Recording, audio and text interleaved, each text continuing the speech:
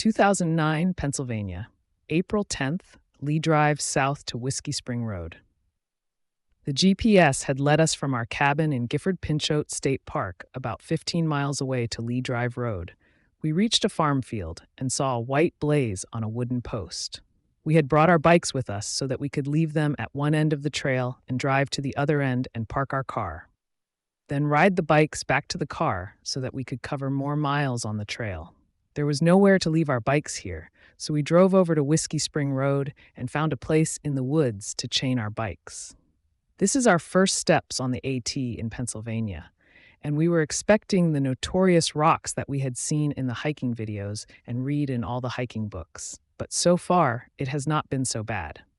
However, on our first footsteps on the trail, it had to rain. Not just rain, but pouring rain. And it was a cold and windy day. We hiked through the open field and the farmland was beautiful. However, we could see new housing development of rich homes being built on some of the older farm fields. On our way here, we did see a dairy farm with a Land of Lake sign on the barn. The field smelled like manure, and it was very cold in open field. We had only one pair of hand warmer and had to share it to keep our hands warm. I did not expect it to be this cold on this trip. After all, it is April and we are in the South, so I did not plan for cold weather hiking. We moved pretty fast through the field to get into the woods and out of the wind. The rain had stopped as we started our first climb in Pennsylvania. We heard a loud explosion from something blowing up from behind us. We had also seen some large holes near the trail that looked like a meteor crater. Dave said that he had thought that it might have been a large tree that had fallen, and only the hole where the roots were was left, leaving a hole in the ground. We will never know. We had found the trail blocked with a handmade fence of sticks. We did not know why anyone would block the trail. Probably the local youth made it to confuse hikers, and we knocked it down and continued on the trail. We climbed up to Centerpoint Knob Vista. It was a pretty place that overlooked the woods. Someone had left a box for spiritual inspirations. God is alive here in these woods. We had seen a lot of signs outside people's homes on our way to the trail with Bible quotes. This is a very religious area. We descended and then climbed again to the top of another hill. The sun was out now, and we were warming up. We stopped on the hill and took off our rain gear. We continued on to a trail junction for the Alec Kennedy shelter and went to the shelter to eat our lunch and cracked some fresh nuts that Dave had got from his sister. The day turned out to be a beautiful day as we climbed up to another bigger hill. We had passed a lot of nice camping areas with stone fire pits. It looks like the local people camp out here. One of the areas we had found sleeping bags that was pushed under downed trees. In another area, we found a tent with sticks piled on top of it to hide it. It appears that the local people leave their equipment buried in the woods to come back at night and camp out here. We crossed a small brook with more camping areas around it and then climbed up another hill. We reached an area with larger rocks and ledges. Then we descended and we saw our bikes. The bike ride back was fast and all downhill on the first road. We were lucky that there was not much traffic on this road because we were moving so fast that we were a little out of control. By the end of our ride, my legs felt like spaghetti noodles. We were so happy to see the car. It was a nice first day in Pennsylvania. The sunset at farm was beautiful at around 5 o'clock. April 11th, Easter Sunday, Pine Grove Road south to the Steeple Trail. We parked on Pine Grove Road and headed south on the trail. It was a beautiful blue sky, sunny day with a cool breeze and no bugs. A perfect hiking day. We crossed over a small brook on a footbridge and came to a sign that said Tag Run was impure and to use the spring. We went to the Fry shelter, even though we had just started the trail, and it was 0.2 of a mile off the trail to the shelter. A couple was already at the shelter, so we did not look around. They said that they were from Virginia and were section hiking this section of the trail. They said that they had already done most of the southern section of the AT. Another couple arrived, so we headed back to the trail. The climb up to Piney Mountain was scenic like the Kinnatini Ridge in New Jersey. This setting of the trail had areas that was flat and smooth, only a few rocks here and there. The treadway was very nice, with some parts that had a blanket of pine needles. We saw lots of nice camping areas with stone fire pits and even piles of firewood stacked up. We stopped for lunch, and Dave surprised me with an Appalachian Trail necklace for Easter. Two local men walked by us and asked us if we were going to the top. I said that we were, and one of them said, "Oh boy, that was really hard."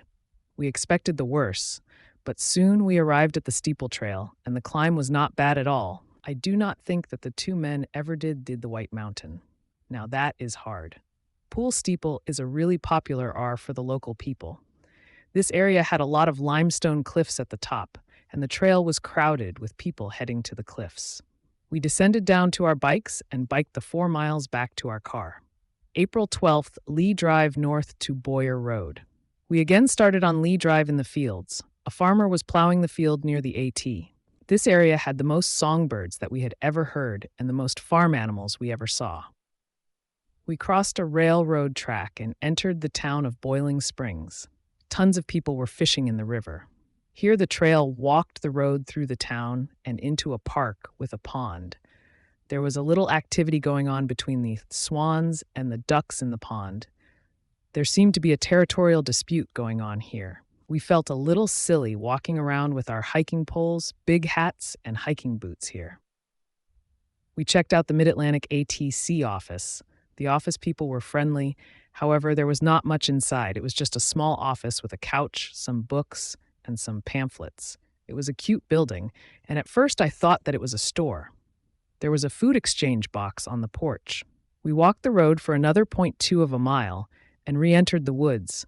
Although it was not really the woods, it was a line of trees with the trail in the middle and farms on each side. The biggest farms that we ever seen were here. The trail had lots of pickers, brush, and vines that was close to the trail. The treadway was nice, flat, and smooth, and it was an easy walk. It was getting partly cloudy and cool and hazy. We had heard so many songbirds in this area, and woodpeckers. We had never heard so many anywhere before. We saw a rabbit running down the trail and then into the brush. The vines in this area was fabulous habitat for the birds and other wildlife. We crossed Route 74 and reached a field with a wire fence and a stile to get over it.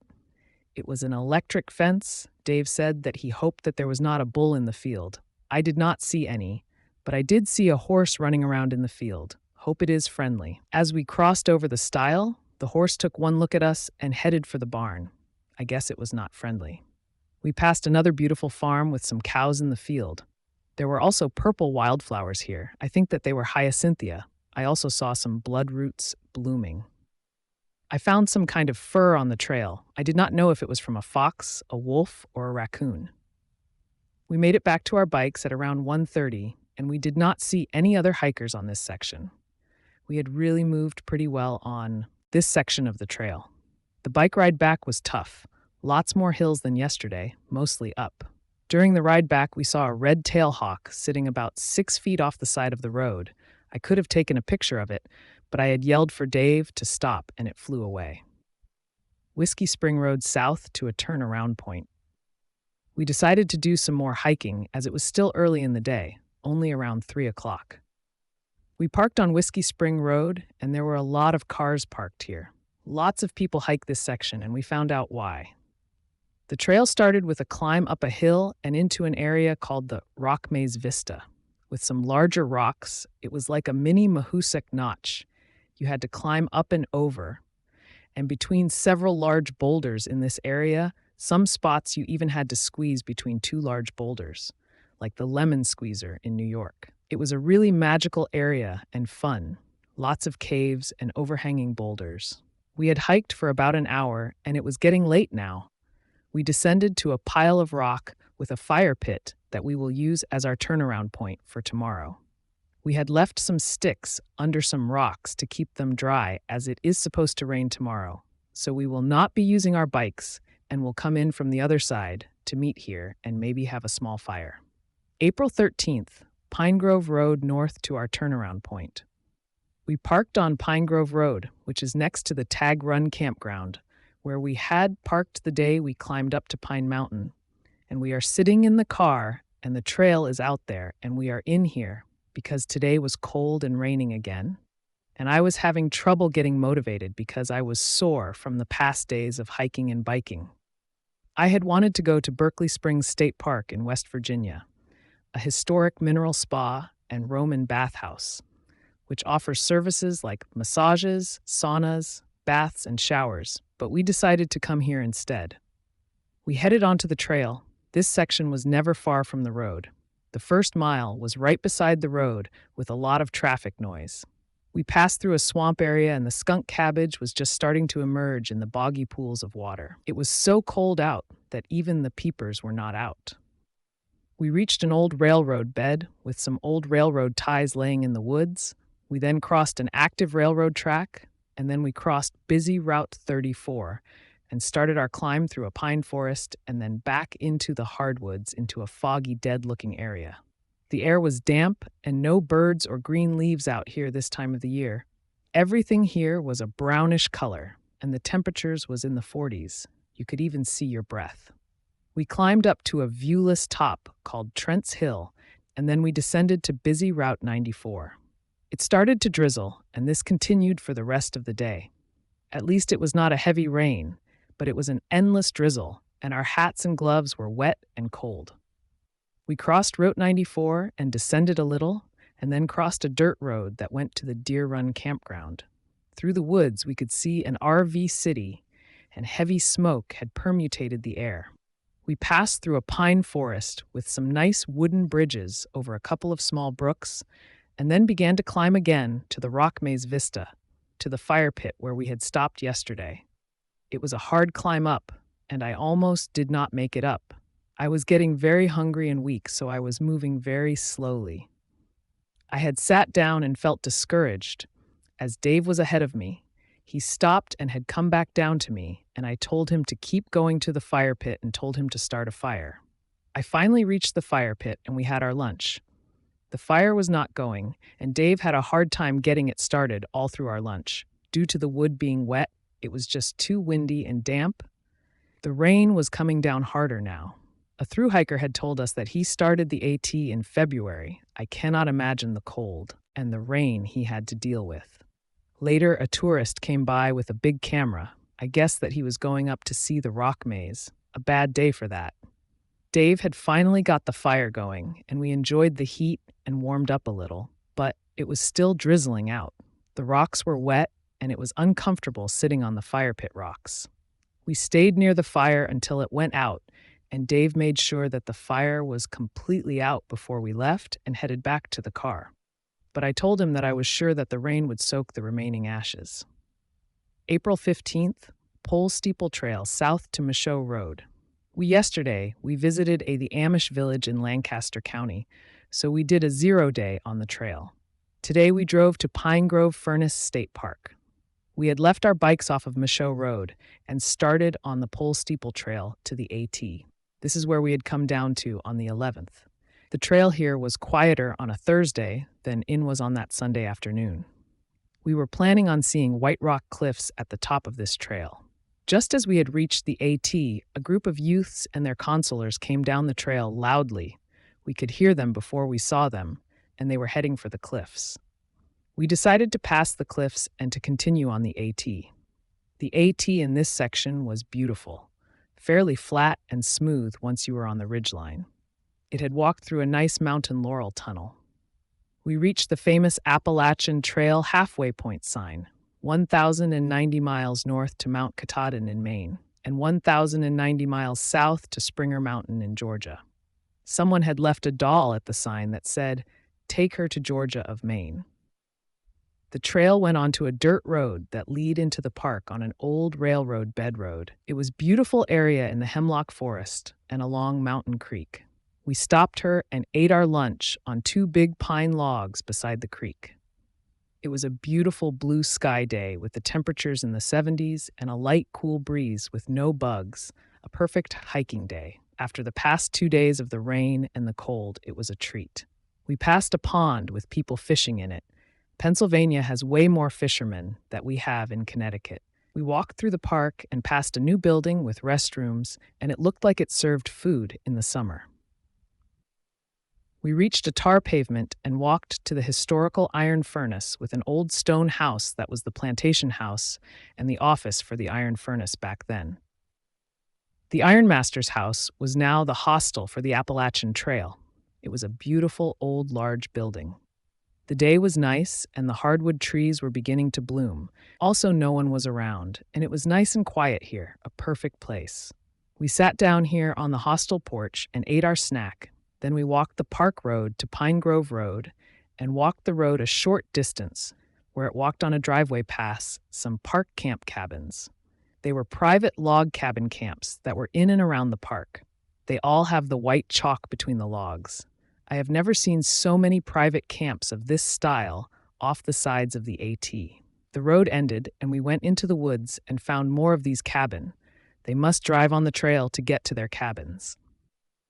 We climbed another hill, and we saw some kind of a hawk. Dave thought that it was a red-tailed hawk. It was flying through the trees. We reached another parking lot in a nice pine forest, and it was next to a pretty stream with a footbridge over it. I saw some daffodils in an open area inside the woods, where someone at one time had planted them here. There was also some day lilies blooming here, which was late for the summer. I believe that there was a house here at one time. It was such a magical area with the sound of the stream in the background that we made love here in the pines. Dave had picked a daffodil for me and put it in the day pack. We came out to another camping house, which someone had built on the AT, with a gravel driveway that added about a half of a mile walk on the AT around the camp. We reached an old stone ruin. The walls were tall as if it was a church, or Dave had thought, an old prison. It was a pretty afternoon in the sunlight, and we took some pictures of the ruin and then sat here and ate some nuts. We reached our bikes. On our way back on the bikes, we stopped at the Ironmaster Hostel, which was now open, and went inside. It had an old large fireplace, high ceilings, and large doors. It was clean and very welcoming. We hummed it back to the car and was back by 5 o'clock. The bike ride was nice, and it was a great day with the wind blowing through my hair as we cruised past the fishermen at the pond. We were sad that the trip was over and that it was our last day in Pennsylvania. The farmlands were beautiful. However, they are starting to get developed with rich homes, and it is losing its farmland look. The traffic was bad, and there was a lot of pollution here from the factories near the Susquehanna River and the 3 Mile Island nuclear plant. We had stayed at Gifford-Pinchot State Park. The cabin that we had stayed in was nice, and it had an escape plan for the 3 Mile Island nuclear plant in the event of an accident. The Appalachian Trail was an escape from the traffic, the pollution, the population explosion, and we will miss it until we can come back to it.